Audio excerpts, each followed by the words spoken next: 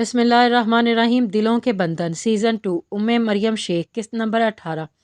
जिस दिन का इंतज़ार लाशौरी तौर पर हर लड़की को शिद्दत से होता है, अपनी ज़िंदगी के इस खूबसूरत दिन के लिए हर लड़की की ख्वाहिश होती है कि इसकी शादी का दिन यादगार बन जाए। नैना के लिए भी तो यादगार तो बन गया था, मगर बदकिस्मती से एक खुशगवार याद नहीं बन सका था। यादगार बना भी तो एक पछतावे की सूरत, जिसकी चुभन आखिरी सांस तक महसूस होने वाली थी। वो डूबते दिल के साथ ज़िंदगी के सबसे अहम दिन पर चंद नामहरम मर्दों के सामने इजाज़ो कबूल कर रही थी। निकाह की तैयारियों के नाम पर आंखों के में काजल भी नहीं था। इसने सोनी कलाइयाँ और बेरंग लरजते हाथों से निकाह के कागजात पर दस्तखत करते हुए इस निकाह को अपने भोंडे मजाक की सज़ा समझकर तस्लीम किया था। निकाह के बाद मर्द हजरात खामोशी से उठकर चले गए। इस खास मौके पर कमरे में फैली खामोशी और अपने अंदर उठने वाले शोर से नैना को इस कदर घबराहट हुई कि इसने जरतार दुपट्टा सर से खींच कर उतार फेंका। सोफे की हथनी पर सर टिकाए न जाने कितने वक्त गुजर गया था, मगर इसे एहसास तब हुआ जब मीर जवार के कदमों पर इसकी नज़र पड़ी थी। इसने बेख्तियार सर उठा कर देखा। वो दिलफरेब मुस्कुराहट होंठों पर सजाए पुरशौक नज़रों से इसे ही देख रहा था। मुझे घर जाना है, बहुत देर हो गई है, घर पर सब मेरा इंतज़ार कर रहे होंगे। वो इसकी शोक नज़रों की ताब ना ला सकी और घबरा कर बोली, शादी के बाद लड़कियों को सिर्फ अपने घर की फ़िक्र करनी चाहिए, अपने शौहर की ज़रूरियात का ख्याल रखना चाहिए। मीर जवार इसके बराबर बैठते हुए मानी खेजी से गोया हुआ, फिर अपना आहनी बाजू इसके कंधे पर रोक कर अपनी तरफ खींचा। ये क्या बदतमीज़ी है मीर जवार, छोड़ें मुझे दोबारा वरना बहुत शोर मचाऊंगी। नैना शाह इसकी गुस्ताखियों पर मचल मचल गई थी। मीर जवार दिल खोल कर हंसा और नैना की कमर के गिर्द घेरा मज़ीद तंग कर दिया। इसके परफ्यूम की मसूर कुन महक नैना के हवास मुअत्तल कर रही थी। अपनी जायज़ शरई कानूनी बीवी पर इस्तेहकाक जताना और बदतमीज़ी के ज़मूरे में आता है तो फिर मैं बहुत बदतमीज़ हूँ। जितना शोर मचा सकती हो मचाओ, मगर तुम्हारी मदद के लिए कोई नहीं आएगा। यह मीर जवार अली का गंडम है। यहाँ जितनी भी समात मौजूद हैं सिर्फ मेरी आवाज़ पर लब्बैक कहती हैं। वो तफक्कुर से कहते हुए इसके मलिह चेहरे पर सजे हसीन नैन नक्श को अपनी उंगलियों की पोरों से छू रहा था। बीवी नहीं मनकूहा बोलें, वो भी ज़बरदस्ती के जिस निकाह में लड़की की मर्ज़ी शामिल ना हो वो निकाह जायज़ नहीं होता। वो ये 2 नंबर निकाह है, बिल्कुल आपकी तरह 2 नंबर। नैना पेचताब खाती इसके सीने पर ज़ोर से हाथ मार कर जहरखंद लहजे में बोली, निकाह के लिए लड़की का पूरे होश हवास में इजाज़ो कबूल करना ज़रूरी होता है, जो आपने पूरे दिल और रजामंदी से किया है। सबूत के तौर पर वीडियोज़ एंड स्नैप होनी चाहिए थी, वो भी अब मेरे पास महफूज हैं। अब आप तो क्या किसी का बाप भी इस निकाह को 2 नंबर करार नहीं दे सकता। मीर जवार इसका गाल थपथपा कर जीत के नशे में चूर मखमूर लहजे में बोला, मैंने निकाह मजबूरी में किया, आपने मुझे डरा धमका कर अपनी ज़िद मनवाई है। ये निकाह किसी भी तरह जायज़ नहीं हो सकता। वो ज़ख्मी लहजे में रुख फेर कर बोली, डॉक्टर साहबा अपनी फ़िलासफ़ी अपने पास रखो, तुम जायज़ और नाजायज़ की बहस मत करो, मुझे मेरी जीत का जश्न मना लेने दो, यही हम दोनों के हक़ में बेहतर है। ज़्यादा अकड़ होगी तो तोड़ दूंगा, मगर छोड़ूंगा नहीं। जो खेल तुम मेरे साथ खेल चुकी हो, शुक्र करो इसके लिए तुम्हें ज़िंदा छोड़ दिया, क्योंकि मैंने दुनिया भर की लड़कियों को छोड़कर सिर्फ तुम्हें चाहा है, तुम्हें अपने दिल में जगह दी है, और तुमने मेरी पीठ पे खंजर खोंप दिया। तुम आस्तीन का सांप निकली, फिर भी मेरी गैरत को यह गवारा नहीं हुआ था कि मैं तुम्हें किसी दूसरे मर्द के लिए छोड़ दूं, वरना तुम तो वाजिबुल कत्ल हो चुकी थी। इसका लहजा यकदम दहशतनाक हो गया था। मीर की उंगलियां नैना के बाजुओं में गड़ रही थीं। नैना के मुंह से सिसकारी निकली, खौफ की एक लहर इसके पूरे जिस्म में सरायत कर गई थी। जब मैं अपनी गलती मानकर इतनी दूर पछतावे के साथ माफ़ी मांगने आई थी, तब तो मुझे बेइज्जत करके घर से निकाल दिया था, मुझे अपनी गलती तस्लीम करने का मौका भी नहीं दिया था। जब सब कुछ ख़त्म हो गया तो मेरा तमाशा बनाने पर तुले हुए हैं। इससे अच्छा होता आप मुझे मार डालते, मगर ये सब ना करते। तुम इसे गलत कहती हो, वो गलती नहीं गुनाह था। मीर जवार अली के जज्बों से खेल गई और तुम इसे गलती कह रही हो। खुदा की कसम खाकर कहता हूँ नैन, अगर तुम्हारी जगह कोई किसी और ने ये जुर्रत की होती तो मैं इसे इतनी ऐसी इबरतनाक सज़ा देता कि ज़माना देखता। वो अंदर तक सुलग उठा था। 1 हफ्ते बाद मेरी शादी है, अब मैं सबको क्या मुंह दिखाऊंगी, बाबा साईं को कैसे बताऊंगी कि मैं ये शादी नहीं कर सकती। वो मुझे मार देंगे या फिर खुद मर जाएंगे। उफ़ मेरे अल्लाह, मुझे किस अजाब में मुब्तला कर दिया है। वो मीर जवार के सीने पर सर रख कर बिलक बिलक कर रोने लगी। मेरी गलती की सज़ा मेरे पूरे ख़ानदान को क्यों दी? तुम जैसी ओवर وائز لڑکیوں کے لیے کیے کی سزا اکثر ان کے پورے خاندان کو بھگتنی پڑتی ہے۔ اب چپ ہو جاؤ، جو ہونا تھا ہو چکا ہے۔ میرے ہوتے ہوئے تمہیں کچھ سوچنے کی ضرورت نہیں ہے، میں سب سنبھال لوں گا۔ شادی کیسے رکوانی ہے، یہ میرے لیے کوئی مشکل کام نہیں ہے۔ میر زوار نے اس کی پشت سہلا کر تسلی دی تھی۔ نینا کا دل کٹ کر رہ گیا تو وہ میر سے الگ ہوتے ہوئے اپنی آنکھیں مسل رہی تھی۔ میرا مقصد صرف تمہیں اپنا بنانا تھا، جس میں کامیاب ہو چکا ہوں۔ تمہاری قربت کی فی الحال مجھے کوئی طلب نہیں ہے، اس لیے اب تم جا سکتی ہو۔ ڈرائیور تمہیں گھر ڈراپ کر دے گا۔ اور وہ ایک جھٹکے سے اسے چھوڑ کر 2 قدم پیچھے ہٹ کر سنجیدگی سے بولا، پھر پوری شان سے صوفے پر براجمان ہو گیا۔ شرارتی دلکش ڈارک براؤن آنکھیں اب بھی نینا پر ہی جمی ہوئی تھیں۔ نینا نے اس کی طرف مڑ کر دیکھا بھی نہیں۔ اس کے بوجھل قدم دروازے کے سمت بڑھ رہے تھے جب میر زوار کی آواز اس کے کانوں میں پڑی۔ وہ ٹھٹر کر رک گئی تھی۔ بات سنو، آج کے بعد مجھے اس حولیے میں مت نظر آنا، ورنہ اپنے ہاتھوں سے تم پر پٹرول چھڑک کر آگ لگا دوں گا۔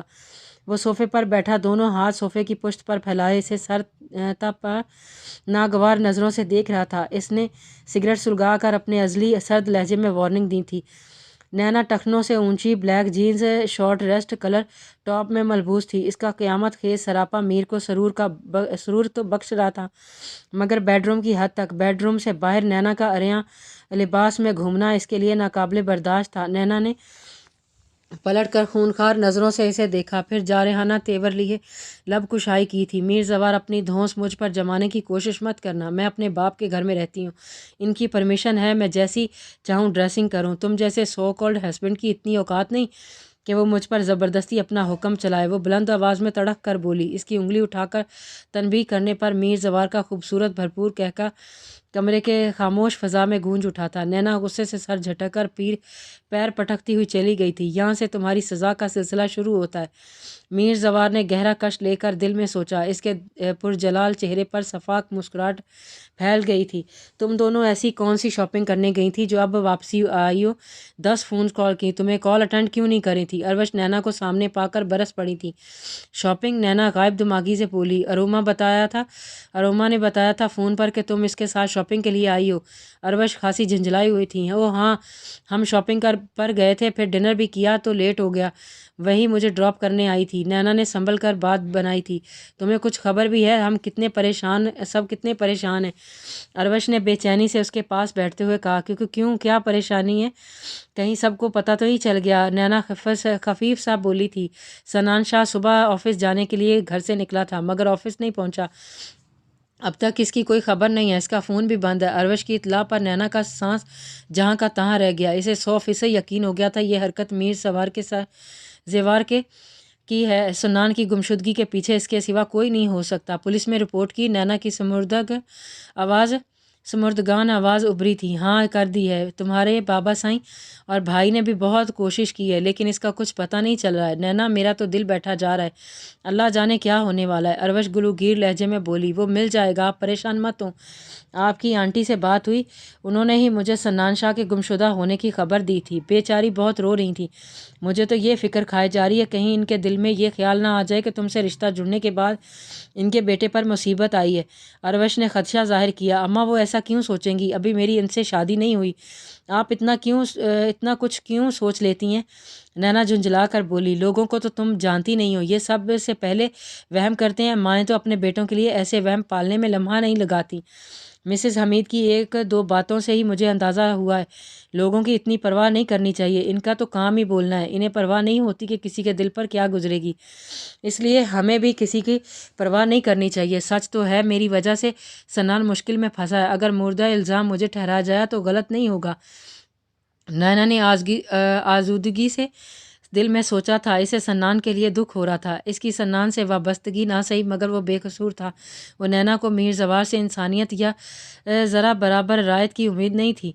آخر تم اتنی کوششوں کے باوجود بھی ایک بندے کا پتہ نہیں لگا سکے، اس کی کرسی پر کیا جھک مارنے کے لیے بیٹھے ہو؟ زائم شاہ براہمی سے بولے تھے۔ شاہ صاحب، ایسی بات نہیں ہے، اغوا کاروں نے احتیاط برتنے میں حد کر دی ہے، ہم بالکل بے بس ہو گئے۔ पुलिस के आला ओहदे पर फायज़ ऑफिसर इस वक्त शराजी हाउस के ड्राइंग रूम में बैठा शर्मिंदगी से बोला था, हम किसी भी तरह इन तक नहीं पहुंच पा रहे हैं, लेकिन एक बात तो क्लियर हो चुकी है, यह अगवा बराए तावान का केस नहीं है। इस अगवा के पीछे वजह दुश्मनी हो सकती है। जाए वकू से गाड़ी और गाड़ी में मौजूद नकदी, मोबाइल फ़ोन, दीगर कीमती अशिया को हाथ भी नहीं लगाया गया। इससे साफ ज़ाहिर होता है कि इनका मकसद सिर्फ सनान शाह का अगवा था। ऑफिसर तफसीलन बोला था, इसका मतलब है आप हाथ पर हाथ रख कर बैठे रहेंगे। इस बारे में मौज़म शाह ने रूबदार आवाज़ में कहा था, ऐसा नहीं है, हम अभी भी मायूस नहीं हैं। हमीर साहब के घर की निगरानी की जा रही है। अगर कोई मशकूक आदमी पाया गया या कोई छोटा सा भी कुलिया मिला तो हम सन्नान शाह को बाजियाब करवाने में देर नहीं करेंगे।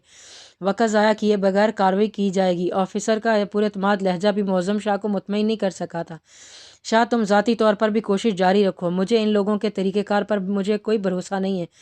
शादी की डेट से पहले हर हाल में सन्नान को यहाँ होना चाहिए। मौज़म ने शाह ऑफिसर को नज़रअंदाज करते हुए हकमी अंदाज में कहा। सनान कुर्सी पर बंधा भूख और प्यास से निढाल नीम बेहोशी की हालत में था। मीर जवार ने भारी हाथ से इसका गाल थपथपाया था। सन्नान ने ज़रा सी आंख खोलकर इसे देखा, मगर फिर नहाकाहा से इसकी आंखें बंद होने लगी। साजिद ने मीर के इशारे पर ठंडे पानी की बोतल इस पर उंडेल दी थी। वो हड़बड़ा कर आंखें खोले, पलकें झपक झपक कर मीर जवार को पहचानने की कोशिश कर रहा था। शहजादे, मुझे पहचानने की कोशिश कर रहे हो? यार, अब ऐसी भी क्या नाराज़गी कि तुमने अपनी ये हालत बना ली। तुम्हें इस हालत में देखकर मेरा दिल दुख से फटा जा रहा है। मीर जवार ने मसनूई तासुफ से सर हिलाया। हालांकि इसी की ईमान पर 2 दिन से सन्नान को भूखा रखा गया था। मुझसे तुम्हारी क्या दुश्मनी है? मुझे क्यों उठवाया? मेरा तुम्हारा तो कोई वास्ता भी नहीं है। सन्नान की आवाज़ कमज़ोर मगर लहजा खुरदरा था।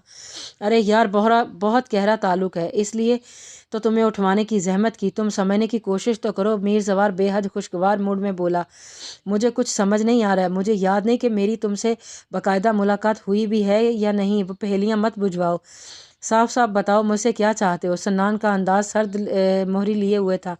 साफ साफ सुनना चाहते हो तो सुनो। तुमने मेरी मनकूहा से रिश्ता जोड़ने की नामाकूल हरकत की है। अब तुम ही बताओ, मैं अपनी मनकूहा से कि तुम्हारी शादी कैसे होने देता? तुम्हें मंजर से गायब करना तो लाजमी था। मीर जवार ने सिगरेट सुलगाते हुए इसके सर पर धमाका किया। ये क्या बकवास है? तुम झूठ बोले। अगर वो तुम्हारी मनकूहा होती तो मुझसे शादी के लिए रजामंद क्यों होती? सन्नान शाह इसके इंकशाफ पर चकरा गिर रह गया था। इन सवालों के जवाब तो तुम्हें वही दे सकती है, मगर अफसोस, अब तुम कभी इसे नहीं मिल सकोगे। वो सिर्फ मेरी है। इसके लिए तुम पर अपना कीमती वक्त ज़ाया कर रहा हूँ। तुम्हें ज़िंदा नहीं छोड़ सकता। अब इसे मेरी मजबूरी समझकर मुझे माफ़ कर देना, क्योंकि तुम्हारी मौत मेरी शादीशुदा ज़िंदगी के लिए बहुत ज़रूरी है। इसमें कसूर तुम्हारा भी है। तुम्हें भी पूरा ज़माना छोड़कर शादी करने के लिए वही घर मिला था जहाँ मेरी गोट फंसी थी। अब ये तो नामुमकिन है। जिस चीज़ पर मीर जवार की नज़र हो, इसे कोई और ले उड़े, वो चीज़ भी मेरी दस्तरस से ज़्यादा देर तक दूर नहीं रहती। नैना तो फिर जीती जागती है, हकीकत है। भला इससे मैं किस तरह दस्तबरदार हो सकता हूँ? मीर जवार शाने उचकते हुए खड़ा हो गया। साजिद साईं साहब को सुबह होने से पहले कबल ठहाकाने लगा देना, इसने कश लेकर सफाकी से कहा और बाहर जाने के लिए कदम बढ़ाए। मीर जवार, मेरी बात सुनो। सन्नान हकदा किसे सुन रहा था, घबरा कर बुलंद आवाज़ में चलाया, मैंने तुम्हारा क्या बिगाड़ा है? खुदा के लिए मुझे छोड़ दो। मैं तुम दोनों के बीच में नहीं आऊँगा। इस शादी से इनकार कर दूँगा। मेरा यकीन करो, मैं खुद ये रिश्ता तोड़ दूँगा। तुम्हारा नाम भी सामने नहीं आएगा। प्लीज़ मुझे मत मारो। सन्नान हंजानी अंदाज में चीखता चलाता रहा, मगर मीर जवार अनसुनी करता हुआ चला गया था। जारी है।